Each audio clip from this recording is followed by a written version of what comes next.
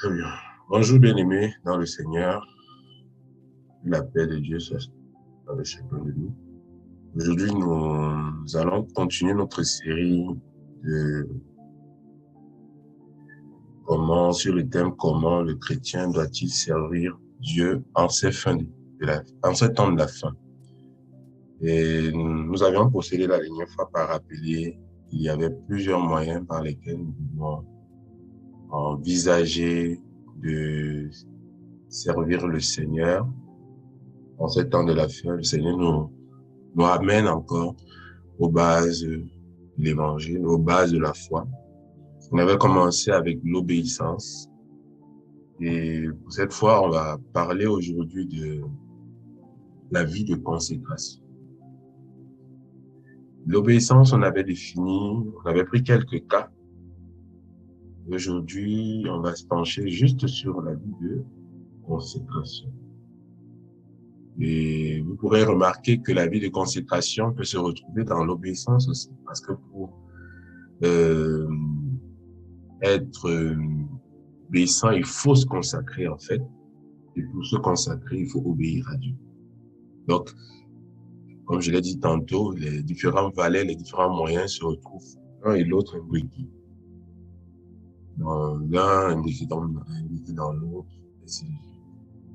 Et l'importance de ce message réside surtout sur le fait que, voilà, il a un lien profond avec ce que Dieu nous demande de faire, ce à quoi Dieu nous appelle. Et pour commencer, comme je le fais toujours, je vais procéder par définir le terme consécration en lui-même, qui se rapporte au mot hébreu Kodesh, vous voyez là. Kodesh qui signifie mise à part et qui fait allusion à la sainteté, à la consécration et à la séparation. Vous savez que la Bible a été écrite dans les textes anciens en langue hébraïque, langue araméenne. Donc c'est toujours important de pouvoir puiser le sens au fond de la parole de Dieu à partir de des écrits anciens et à partir du moins de la langue dans laquelle étaient écrits ces écrits anciens-là. Et donc on a une signification ici qu'on ne perçoit pas toujours quand on lit le mot consécration, c'est que la signification se rapporte à la mise à part. C'est-à-dire que Dieu te met à part pour un service, te met à part pour quelque chose auquel il t'a appelé, quelque chose de bien précis. Et il correspond aussi au mot grec hagiasmos, qui lui aussi signifie purification. Donc, on tire ici une leçon comme quoi consécration et purification sont donc étroitement liés. L'un ne peut pas aller sans l'autre, en fait. Et donc, par définition, la consécration peut être considérée comme un détachement pour un service ou une œuvre bien précise. Elle se traduit, ou bien elle traduit l'idée d'une vie de mise à part, d'exclusivité par rapport à la conception commune. Comprenez pourquoi les chrétiens sont un peuple d'appelés, un peuple consacré, parce qu'ils ont été mis à part, choisis de Dieu. Donc, pour étayer mon raisonnement, j'ai procédé à une analyse posée sur deux volets. Le premier volet va porter sur la part de Dieu dans la vie de consécration. Parce qu'il faut savoir que Dieu est le chef-d'œuvre de la vie de consécration, la cheville ouvrière de la consécration. Ça, c'est la part de Dieu. Et à côté, on abordera aussi la part du chrétien. On va constater que le chrétien aussi a son rôle à jouer dans la vie de consécration. Il n'est pas juste passif. Dieu le fait contribuer d'une manière importante à la vie de consécration en Jésus. C'est une vie totale de sacrifice à laquelle il est invité à se donner. Donc, Pour commencer, on va partir de la part de Dieu, la consécration par l'appel selon son dessein. Donc Dieu nous consacre par appel, l'appel selon son dessein. Qu'est-ce qu'il faut dire au départ? Il faut dire que la consécration, qui est aussi la mise à part, et ce terme va beaucoup revenir, la mise à part, est normalement et même de base opérée par Dieu lui-même à travers l'appel. Dieu est l'auteur de notre foi et de notre choix. C'est Dieu qui nous choisit en fait. Donc la consécration rime avec le choix. Elle rime avec l'appel aussi. Donc il faut noter ces deux éléments-là. Le chrétien particulièrement, elle se fait notamment par la sanctification de l'esprit et par la nouvelle naissance. Donc la sanctification qu'opère le Saint-Esprit vise à nous consacrer, c'est-à-dire nous détacher de quelque chose et nous mettre à part pour un but bien précis. 2 Thessaloniciens, chapitre 2, versets 13 à 14, dit « Pour nous, frères bien-aimés du Seigneur, nous devons à votre sujet rendre continuellement grâce à Dieu, parce que Dieu vous a choisi. » Vous voyez, le mot « choix » revient encore, comme on l'a dit tout à l'heure en haut. Dès le commencement pour le salut. Et donc, vous voyez que Dieu nous choisit pourquoi? Voilà le but pour lequel il nous choisit. Le but pour lequel le Seigneur nous choisit, c'est le salut. Dieu nous choisit premièrement pour le salut. Du moins, c'est son but ultime. Et la finalité, c'est que nous héritions du royaume des cieux. Donc, voilà la simplicité du message de l'évangile. Dieu nous invite, il nous fait, il nous sanctifie, il nous purifie, il nous ranime, il nous donne une nouvelle nature pour que nous soyons sauvés et pour hériter du royaume des cieux. Et ce salut s'opère, ce choix s'opère par la sanctification de l'esprit et par la foi en la vérité. Donc nous héritons le salut par la sanctification de l'esprit et par la foi en la vérité, donc c'est-à-dire en la parole ou en Jésus.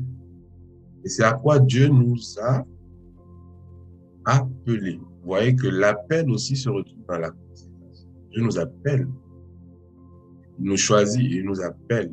Il nous appelle par quoi? Par le moyen de son évangile. C'est pour ça que l'évangile doit être prêché en fait. L'évangile prêché est un moyen pour les hommes d'être aussi appelés à servir Dieu. Dieu aujourd'hui rend possible cet appel pour les hommes. Il rend possible le moyen pour eux d'être sauvés par Jésus-Christ. C'est pour ça que nous annonçons l'évangile envers le royaume, en annonçant le royaume des cieux aussi, envers l'évangélisation. Le but, c'est de pouvoir prêcher Jésus afin que tout le monde puisse aussi être appelé et consacré. Donc, en gros, le chrétien, c'est un homme choisi, mis à part et appelé. Et donc, on peut dire très clairement que le chrétien est séparé, le chrétien est purifié et il est donc mis à part pour le service de Dieu. Ça, c'est ce que Dieu fait. Il nous consacre par l'appel selon son dessein. Donc, son dessein, son but, c'est que nous soyons les participants de la vie de Dieu. Pour que vous possédiez la gloire de notre Seigneur Jésus. Amen. Alors, ce verset, ou du moins ces versets, verset 13 et le verset 14, corroborent avec les paroles de Jésus, notre Seigneur. En Jean chapitre 15, verset 16, il dit « Ce n'est pas vous qui m'avez choisi. » Encore le mot « choisi. » Mais moi, je vous ai choisi. Donc, c'est Dieu qui opère le choix, nous choisit. Et je vous ai établi. Là, il nous établit maintenant. Donc, il nous consacre afin que vous alliez et que vous portiez du fruit. Et que votre fruit demeure, afin que ce que vous demandez au Père, il vous le donne. Donc, c'est quand nous demeurons dans la consécration, portant du fruit à la gloire de Dieu, en fait, que nous pouvons demander tout ce que nous voulons selon la parfaite volonté de Dieu. Et il nous l'a, d'accord. Mais il faut être dans sa parole. Alors quelqu'un pourrait dire, donc je prie depuis, pourquoi je ne reçois pas des Je ne reçois pas de réponse de la part de Dieu. Il est possible que ce que tu demandes à Dieu ne soit pas forcément dans sa volonté. Donc là, c'est mieux de prier selon sa volonté. C'est un Jean qui le dit, que si nous prions selon sa volonté, nous savons qu'il nous écoute. Et quoi, quel que soit ce que nous demandons à ce moment, nous savons que nous possédons la chose. Parce que nous prions selon sa volonté. Donc, il faut prier selon la volonté. Et Jésus ici évoque le fruit, afin que vous portiez du fruit. On se rappelle ce qu'il a dit concernant les vrais serviteurs de Dieu, que ceux-ci se feront reconnaître à leurs fruits.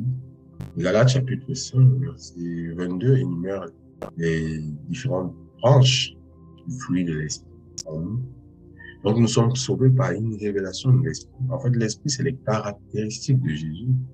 Nous devons donc épouser le caractère de Jésus, demeurer véritablement dans la parfaite volonté de Dieu.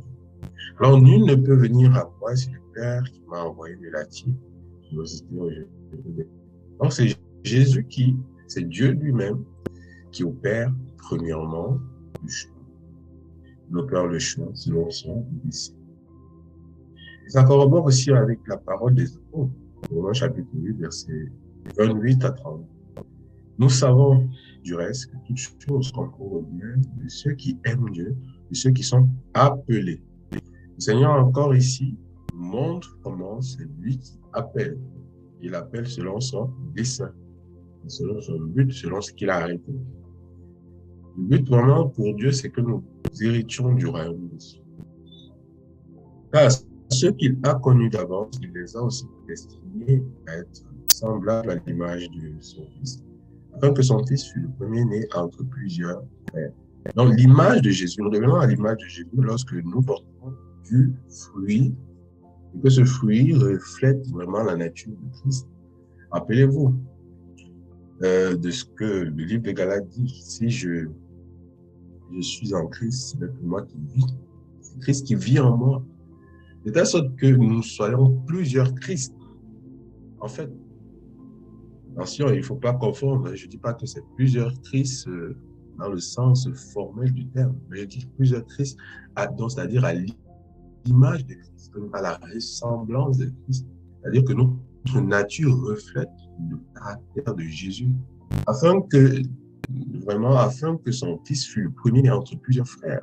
C'est-à-dire, nous ne pourrons pas être frères si nous ne possédons pas un point de ressemblance avec le Christ. Et nous ressemblons au Christ par notre nature, en fait.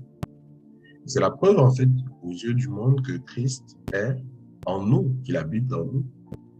Donc, en gros, nous devons mourir en nous-mêmes et en notre vieille nature afin de revêtir l'homme nouveau que nous sommes, que nous avons été, qui a été créé par la sanctification de l'esprit, par la foi en la vérité.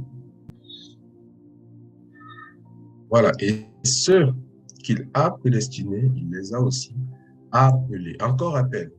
Et ceux qu'il a appelés, il les a aussi justifiés. Et ceux qu'il a justifiés, il les a aussi glorifiés.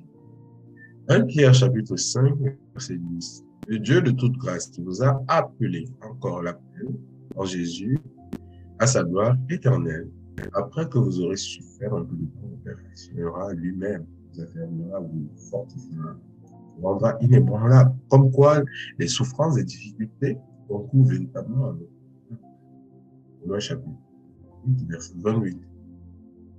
1 Thessaloniciens, chapitre 2, verset 12 dit de marcher. Là, je cite des versets qui confirment véritablement la consécration divine qui est opérée par nous. Le premier volet de notre travail, de notre analyse.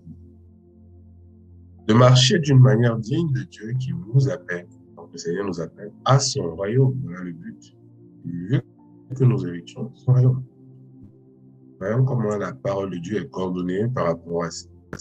Et Pierre chapitre 1, verset 3 dit « Comme sa divine puissance nous a donné tout ce qui contribue à la piété, au moyen de la connaissance de celui qui nous a appelés. » Donc la consécration du Seigneur s'opère par lorsque nous répondons à son appel, il nous met à part pour son service, par ses propres gloires et par sa vertu.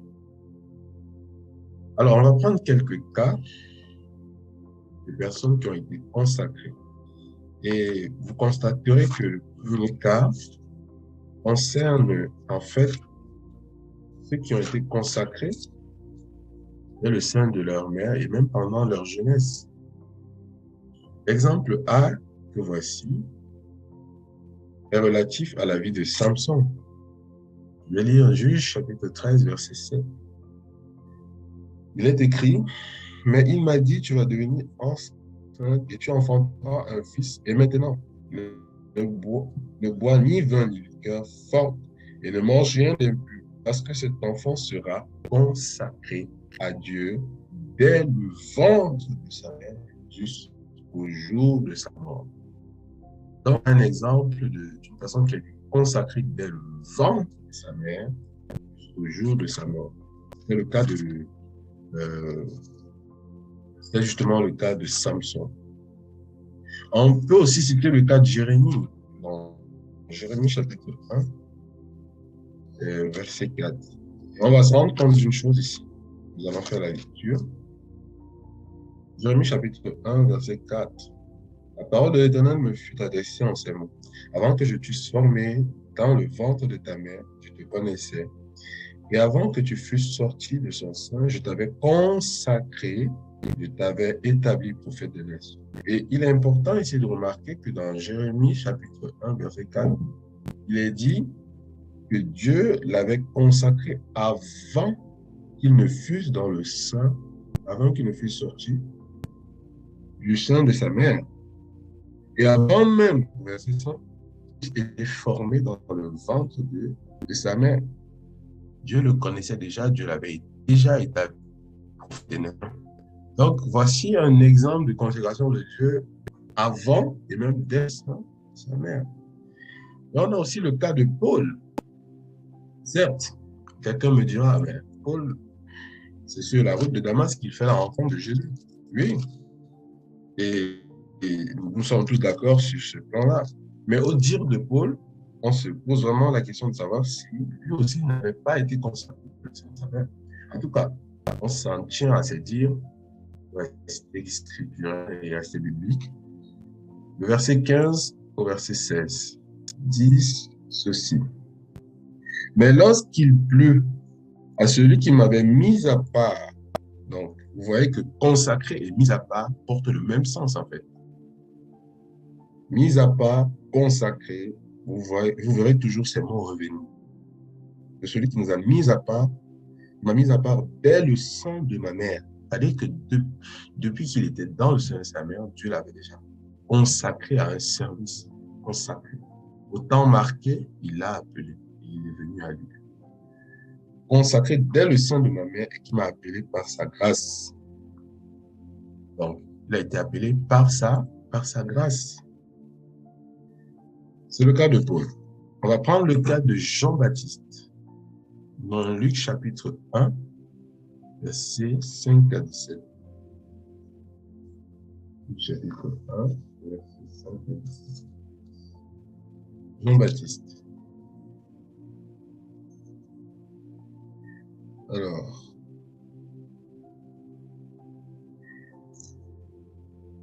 dans le verset 7, il dit, voilà, c'est la vie d'Élisabeth et son mari, Gaï. Ils n'avaient point d'enfants parce qu'ils avaient des tests stériles et ils étaient l'un et l'autre avancés en âge. Je vais juste sauter et prendre quelques versets pour lire à la maison l'ensemble, la portion que j'ai tirée là, verset 5 au verset 17. Dans le verset 16, il dit, il ramènera plusieurs des fils d'Israël au Seigneur leur Dieu. Et il marchera devant Dieu avec l'esprit et la puissance de lui pour amener les cœurs des pères vers les enfants et les rebelles à la sagesse des justes afin de préparer au Seigneur un peuple bien disposé. Et donc, je vais lire le verset 14, il dit, il sera pour toi un sujet de joie et d'allégresse. Plusieurs se réjouiront de sa naissance. Car, verset 15, il sera grand devant le Seigneur. Il ne boira ni vin, ni liqueur enivrante. Il sera rempli de l'esprit dès le sein de sa mère.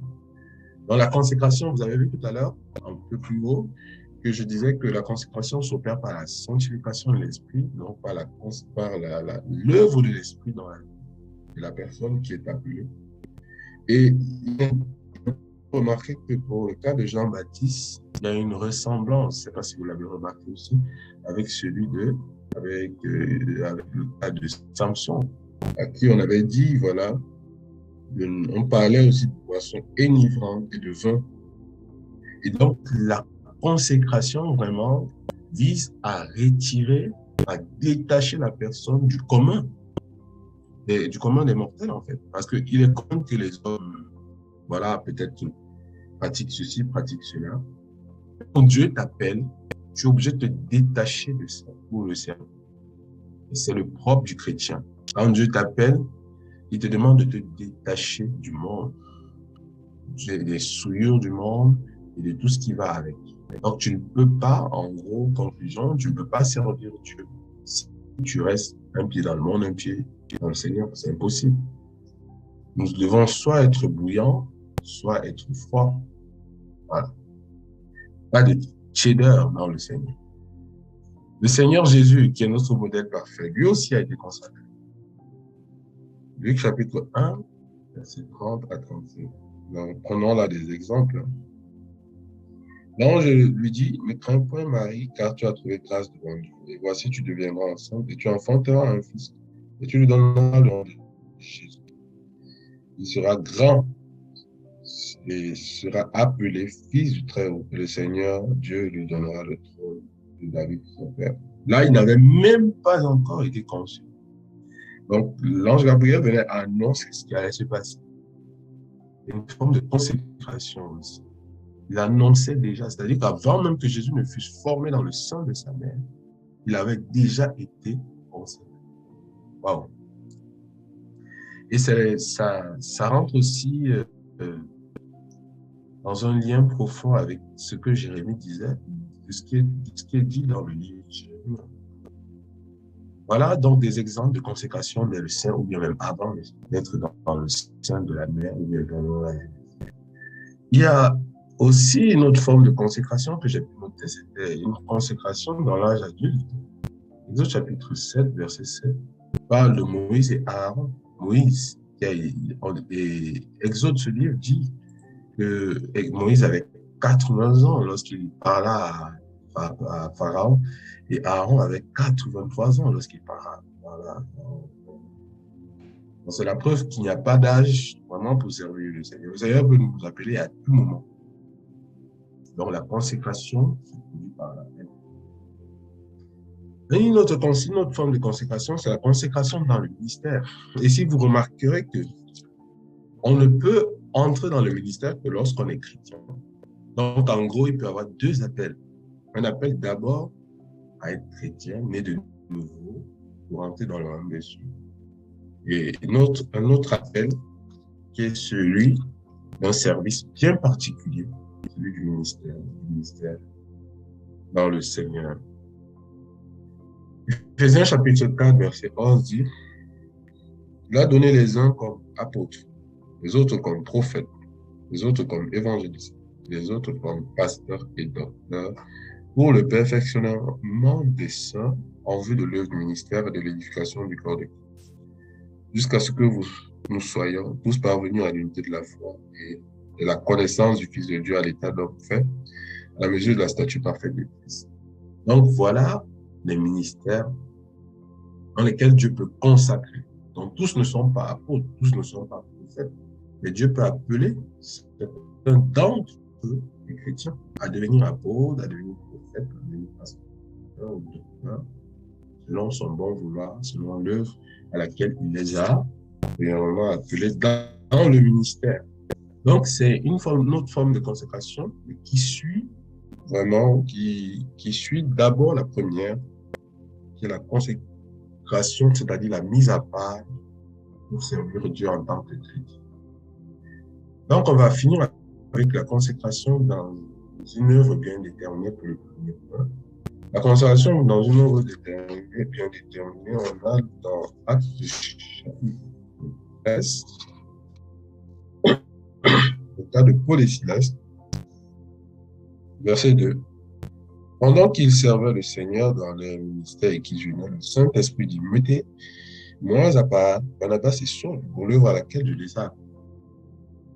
Vous voyez, le Seigneur nous a appelés pour une œuvre bien précise et alors il veut que nous allons l'accomplir. Alors il met à part, il peut mettre à part 2, 3, 4, 5 personnes selon qui décide, selon son dessein. Donc voilà la part de Dieu. Dieu est à la base le père de la consécration. C'est lui qui est la cheville ouvrière de la consécration. Maintenant, il y a la part du chrétien. La part du chrétien se résume à quoi? À une vie de consécration, ou bien une vie de sacrifice pour l'accomplissement du dessein de Dieu. Donc, il y a une suite logique. Après que Dieu ait consacré celui-ci, il est appelé aussi à vivre une vie de sacrifice, de détachement, une vie de mise à part, une vie de sanctification, une vie de purification pour accomplir le plan de Dieu dans sa vie. Donc, toutefois, si Dieu est l'auteur de notre foi, nous sommes les acteurs de la vie de consécration en Jésus. La vie de consécration se résume à une vie totale et entière dans la présence de Dieu et dans sa vérité. Et cet acte revient à l'appelé de Dieu qui l'invite à y demeurer de manière permanente en fait. Il nous invite à demeurer dans quoi? Dans son amour.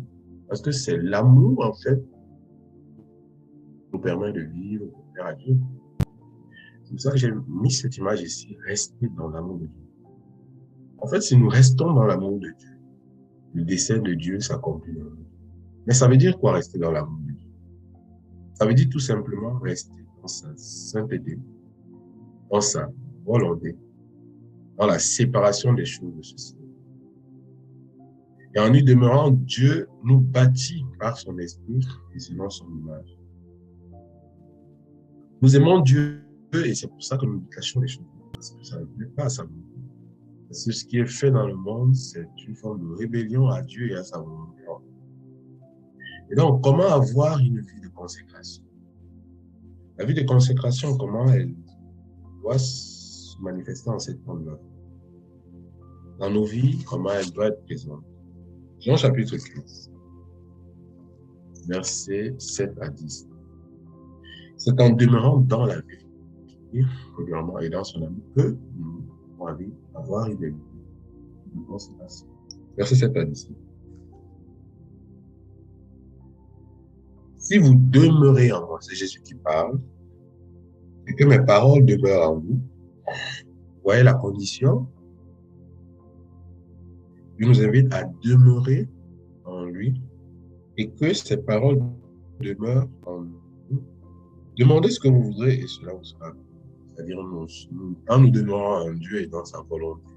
En fait, nous pouvons prier parce que nous avons l'assurance qu'il nous écoute, parce que nous sommes en train de faire sa volonté. C'est ça, en fait. Si vous portez beaucoup de fruits, il revient encore sur le fruit. C'est ainsi que mon Père sera glorifié. Les fruits de l'esprit, de Galates chapitre 5, la tempérance, la douceur, la bénignité. Et ce vrai fruit-là, c'est le fruit de l'amour, aimer son prochain comme soi-même. Et c'est pas de manière, je sais pas, légaliste qu'on le fait, on le fait naturellement parce que l'Esprit de Dieu habite en nous, et parce que nous le recevons par la foi. Donc, nous manifestons les caractères de Jésus autour de nous. Si vous portez beaucoup de fruits, c'est ainsi que mon Père sera glorifié et que vous serez mes disciples. Donc, le premier élément, comment avoir une vie de consécration, c'est en demeurant en Jésus, notre Seigneur, c'est-à-dire dans la vérité. Petit b, deuxième chose que nous pouvons retenir, c'est aussi en gardant ses commandements. Dans chapitre 14, verset 21 dit, celui qui a mes commandements et qui les garde, c'est celui qui m'aime. Et celui qui m'aime sera aimé de mon Père, je l'aimerai et je lui ferai Vous voyez que l'amour est le centre de l'œuvre du chrétien. Nous ne pouvons rien faire si l'amour n'habite pas nos cœurs. L'amour de Dieu nous convie aussi à demeurer dans sa parfaite volonté. En Jean chapitre 14, verset 21, on rappelle ici combien, si nous n'aimons pas le Seigneur, nous ne pourrons pas véritablement garder sa commandement. En aimant le Seigneur, naturellement, l'Esprit de Dieu produit en nous un fruit. Et ce fruit nous permet de marcher selon ses commandements. Et ça revient à...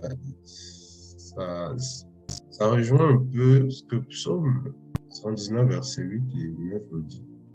Je veux garder tes statuts, ne m'abandonne pas entièrement. Et il pose une question de savoir comment le jeune homme rendra-t-il pur son sentier? Comment il peut rendre pur son sentier? Vous voyez, il y a la pureté. C'est-à-dire que la vie de consécration, c'est une vie de pureté, de sainteté. C'est une vie de constante de purification où on ne se relâche pas. Comment il va rendre pur son sentier? En fait, c'est-à-dire sa marche. La réponse est donnée, c'est simplement en se dirigeant d'après sa parole.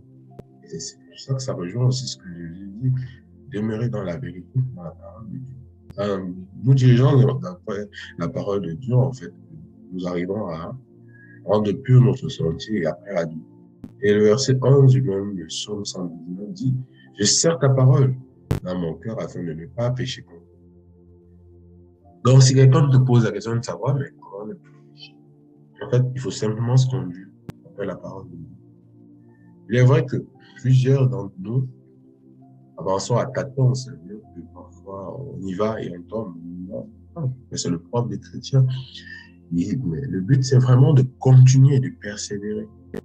Donc, la parole de Dieu est importante. Josué chapitre 1, verset 8, nous convie justement à la méditer jour et nuit. Et ça cadre avec ce que dit le psaume chapitre 1. Donc, voilà les deux premiers éléments. Le troisième élément, c'est en aimant davantage Dieu pour être connu de lui. Dans 1 Corinthiens chapitre 8, verset 1, il dit que celui qui aime Dieu, c'est vraiment celui-là qui est connu de lui. Donc, celui qui aime Dieu, c'est celui qui est connu de lui. Nous ne pouvons pas être connus de Dieu si nous ne l'aimons pas. Et deuxièmement, j'ai pris un autre élément, le quatrième élément, c'est marcher par la persévérance dans la foi. Dans Luc chapitre 18, verset 8, Jésus pose la question de savoir si lorsque le Fils de l'homme reviendra, est-ce qu'il trouvera encore la foi? Est-ce qu'il trouvera encore la foi? Il pose une question qui peut embarrasser parce que ça fait même peur à la limite, parce qu'au retour de Christ, vraiment, on se demande si la foi aura tari. Mais Matthieu chapitre 24, verset 12 nous dit une chose qui peut nous rassurer. Il dit que, et il est écrit que, et parce que l'iniquité ce sera accrue, c'est-à-dire le péché, la charité, c'est-à-dire l'amour du plus grand nombre, se refroidira. Mais celui qui persévérera jusqu'à la fin sera sauvé. Donc voilà comment être sauvé, l'unité du salut. Vous vous rappelez ce qu'on disait plus haut, que Dieu nous consacre, il nous appelle au salut. Et pour ce salut, pour que nous parvenions à ce salut, nous devons donc persévérer dans la foi, dans la vérité, dans la parole de Dieu. Et aujourd'hui, il est de plus en plus difficile pour certains de persévérer et ils abandonnent. Vous voyez les difficultés que les gens traversent. Quelqu'un a été licencié de son travail. Dans son compte bancaire, il ne lui reste plus que, je sais pas, 2000 francs, 1000 euros. Et il doit nourrir ses enfants, les inscrire à l'école. Il subit des moments, l'ennemi le persécute, l'ennemi essaie de l'assiéger de telle sorte qu'il doit abandonner. Et malheureusement, plusieurs d'entre nous cèdent. Parce que l'ennemi, généralement, quand il oppresse un chrétien, il ouvre une petite porte pour lui présenter le chemin le plus évident, le chemin le plus facile. Et vous remarquerez toujours que lorsque vous êtes dans les épreuves, l'ennemi ouvre une petite porte, qui est une porte de sortie. Et là, vous êtes tellement oppressé que ce celui qui n'a pas de discernement va céder simplement à ses parents. Il va y aller en disant non, c'est beaucoup trop dur, autant mieux y aller. Je cherche le travail depuis plusieurs années, et puis Dieu a fixé un temps précis dans lequel il va te donner. Tu continues d'attendre, et là, il y a un job qui t'est proposé où tu peux gagner 5 000 euros par jour, ou l'équivalent de 3 millions, quelques centaines de mille en France.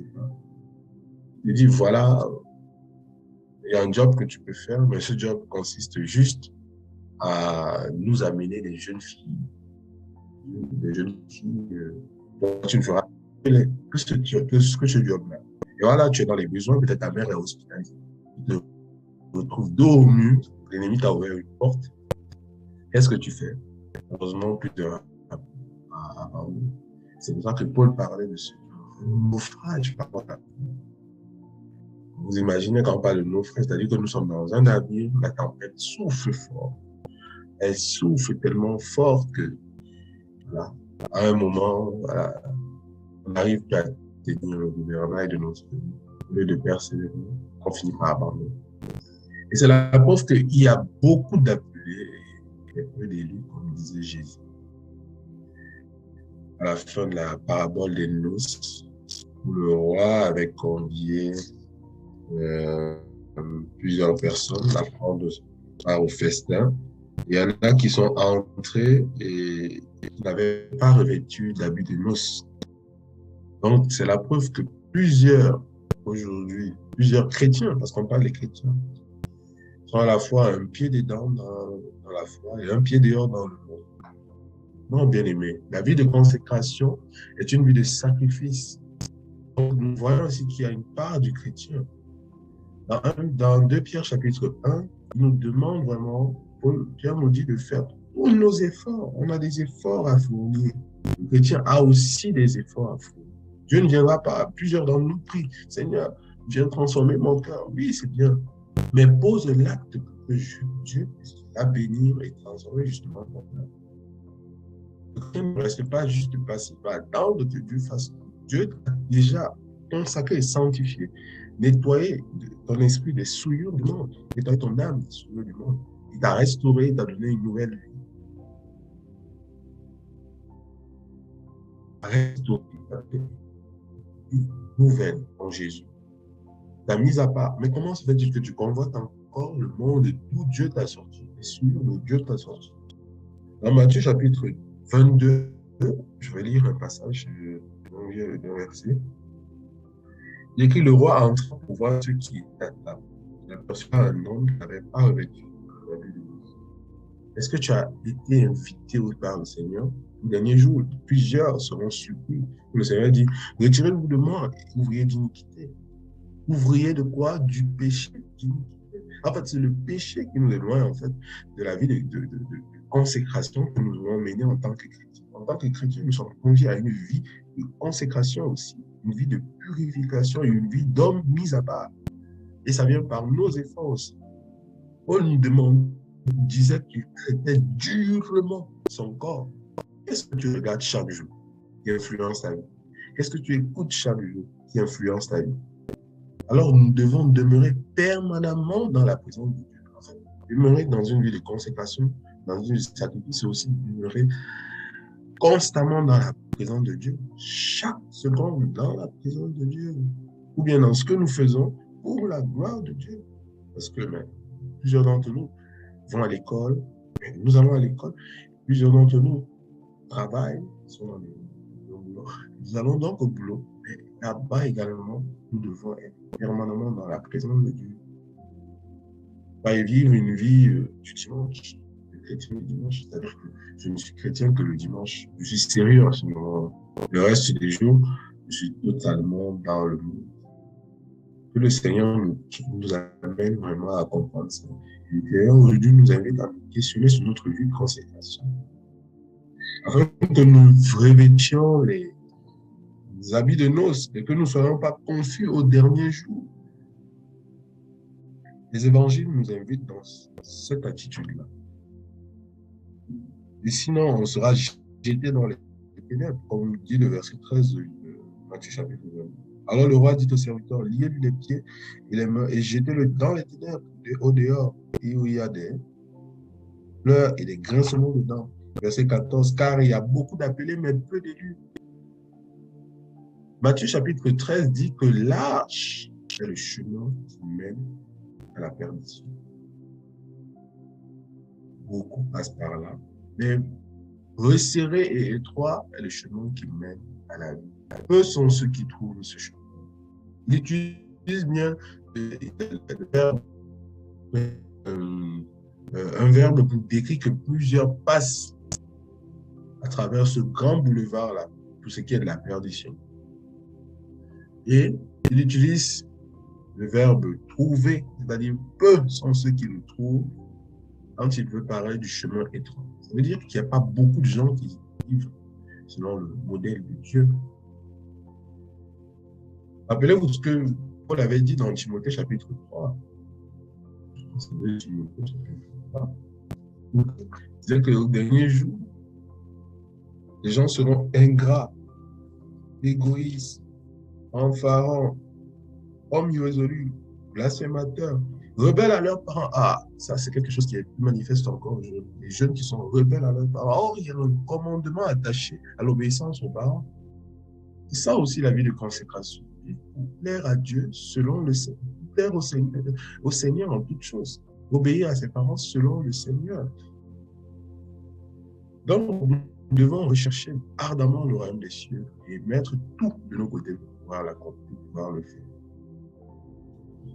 Donc, en conclusion, la vie de consécration est une vie de purification et de marche dans la vie, une vie de mise à part. Le vrai combat spirituel d'homme ne se résume pas à chasser seulement les démons, mais à se préserver des éléments qui peuvent les inviter à toucher, à porter une main sur notre vie. Et nous savons que le seul élément, l'unique, qui se manifeste sous plusieurs formes, c'est le péché. Le diable, la Bible dit qu'il rôde comme un lion, cherchant qui dévorer. Il rôde continuellement. Et c'est quand nous lui ouvrons la brèche qu'il peut nous frapper. Et cette brèche, nous lui ouvrons cela quand nous péchons. Alors, mon frère, ma soeur, si tu as péché, repens-toi et demande pardon à Dieu, afin qu'il te purifie et te restaure. Dans 1 Jean chapitre 5, verset 18, nous savons que quiconque est né de Dieu ne pêche pas, mais celui qui est né de Dieu se garde de lui-même et le malin ne le touche pas. En effet, c'est quand nous... Et la vie, c'est ça la vie de consécration. Une vie où on travaille vraiment à notre salut avec crainte et tremblement. On travaille à mettre des garde-fous. Et c'est des garde-fous qui ne peuvent être mis que lorsque nous préservons des souillures de ce monde. Si donc nous demeurons dans la présence de Dieu continuellement, le malin ne nous touche pas. Timothée chapitre 2, verset 19. Néanmoins, le solide fondement de Dieu reste avec ces paroles qui lui servent dessus. Le Seigneur connaît ce qui lui appartient. En effet, Dieu connaît les cœurs, il sait qui est vraiment vrai, qui est vraiment entier en lui. Dieu le sait, personne ne peut le cacher. Et donc, il dit, et quiconque prononce le nom du Seigneur, qui se l'iniquité. Vous voyez? En fait, l'opposé vraiment de la vie de consécration, c'est la vie de péché. Rappelez-vous ce qu'on a dit ici, la vie de consécration, c'est une vie de purification et une vie de marche dans la vie. C'est la vie de péché et une vie d'hérésie. Nous marchons dans le mensonge, dans la rébellion, dans le péché. Nous ne pouvons pas dire qu'on mène une vie de consécration. Dieu ne nous forcera jamais. Il nous a donné le libre arbitre. C'est pour ça qu'il dit qu'au dernier jour, celui qui le réunit, lui aussi le réunira. Paul qui le dit à Dieu. Si nous demeurons, il demeure avec nous. Si nous sommes parfois infidèles, lui, il demeure fidèle. Et c'est vraiment ça, le chrétien. Parfois, le chrétien peut être infidèle, mais il ne demeure pas longtemps dans cette infidélité. Aussitôt qu'il s'est rendu compte qu'il a été infidèle vis-à-vis de son vie, voilà le chrétien, l'attitude humble du chrétien. Mais celui qui va et demeure et prend plaisir et pense pouvoir vivre une vie de duplicité, il se trompe lui-même. Et c'est pour ça que la Bible nous dit que celui qui prononce le nom de Jésus, qu'il doit s'éloigner de l'iniquité. Aujourd'hui, vous le verrez sur les statuts, ceux qui sont les plus grands prêcheurs sur les statuts sont des gens qui ne vivent même pas une vie forcément en conformité avec la parole de Dieu. Mais sur leurs statuts, ils annoncent les statuts WhatsApp, les statuts Instagram, les statuts Facebook. Ils annoncent chaque jour, ils prononcent le nom du Seigneur, mais vivent dans le même soir, le matin, ils parlent de Dieu. Le même soir, tu le retrouves avec des femmes dans le coin. Et il se dit, voilà, des bouches. Donc, faisons attention, nous chrétiens, faisons vraiment attention à ça. Et nous avons encore ce verset dans Jacques chapitre 4, il dit, soumettez-vous donc à Dieu.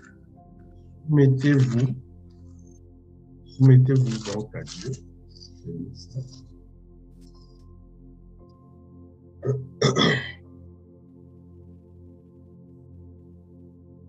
C'est le verset 7, oui. Soumettez-vous donc à Dieu. Résistez au diable et il fuira loin de vous. Donc, la première chose, c'est de se soumettre à Dieu d'abord. Voilà la séquence. On se soumet à Dieu, et c'est justement dans Éphésiens chapitre 6, la Bible nous demande de nous revêtir des armes spirituelles. La vie de consécration, la vie de sacrifice, qui est la part du chrétien, c'est une vie de soumission à Dieu et à sa parole. C'est une vie d'humilité devant sa parole. Seigneur, c'est ta parole qui me conduit. On se soumet à sa parole. On obéit à sa parole. Vous voyez pourquoi l'obéissance se retrouve aussi dans la vie. Et c'est parce que nous sommes soumis à Dieu que nous pouvons résister au diable.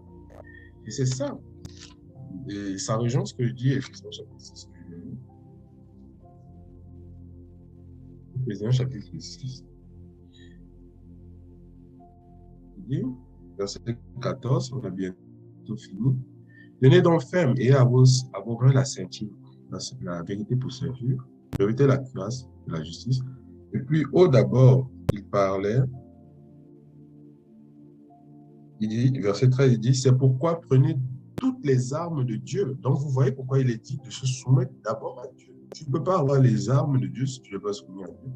Tu es d'abord soumis à Dieu, première étape. Ensuite, tu peux résister au diable. Et c'est pour ça qu'il dit, prenez toutes les armes de Dieu afin de pouvoir résister. Vous voyez? C'est parce que nous sommes d'abord, premièrement, que nous pouvons résister aux mauvais jours. Et tenir ferme après avoir tout ce monde. Tenez donc ferme. Et pour tenir ferme, il faut demeurer avec les armes. Demeurer dans la présence de Dieu.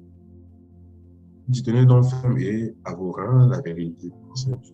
Revêtez la cuirasse de la justice. Mettez pour chaussure à vos pieds le zèle que donne l'évangile de paix. Prenez pas dessus tout cela, le bouclier de la foi avec lequel vous pouvez éteindre tous les 13 enfants du mal. Prenez aussi le casque du salut et l'épée de l'esprit, la parole de Dieu. Donc, la parole de Dieu est importante pour nous. Faites en tout temps, par l'esprit, toutes sortes de prières et de supplications. Guidés par l'esprit de Dieu dans la prière. Tous les éléments sont importants pour pouvoir résister au diable. Et ce n'est que ce moment qui fuira loin de nous. Donc, le but n'est pas vraiment, voilà, je veux la voiture, je veux ceci. Ça, c'est des choses qui peuvent être données. Matthieu chapitre 6, verset 30 dit, recherchez premièrement, il parle de rechercher, nous recherchons premièrement le royaume de Dieu et la justice de Dieu. Et puis, les autres choses nous sont données à ce moment. Vous voyez, ce n'est plus, à ce moment, les autres choses, le travail, les enfants, la famille, le Seigneur nous le donne. Il sait que nous en avons besoin. Prions pour ça parfois. Les païens même parfois ne prient pas pour ça, mais le Seigneur leur donne. Vous voyez l'amour de Dieu. Le Seigneur sait que nous en avons besoin. Mais là où est vraiment notre cœur, c'est là se trouvera notre trésor. Là se trouvera aussi ce à quoi Dieu nous appelle. Et c'est pour ça qu'il dit, approchez-vous de Dieu, il s'approchera de vous. Nettoyez vos mains, pécheurs, purifiez vos cœurs, empire et de nous. Donc, mon frère, ma soeur, voici le message que j'avais à vous confier. Donc, pour récapituler, la consécration se rapporte à la purification, à une vie de séparation, à une vie de mise à part. Elle s'opère premièrement par Dieu. nous consacre et nous appelle selon son dessein. Et elle se complète par le chrétien. Il vit une vie détachée des soucis de monde, une vie de sainte et de sanctification. Et ce n'est que là qu'on pourrait dire que nous restons dans l'amour de Dieu. Et si nous demeurons dans son amour, alors le mal ne nous touche pas. Et nous avons l'assurance que Dieu nous écoute. Alors, merci de nous avoir écoutés, que le Seigneur vous bénisse. Et à très bientôt pour un autre numéro.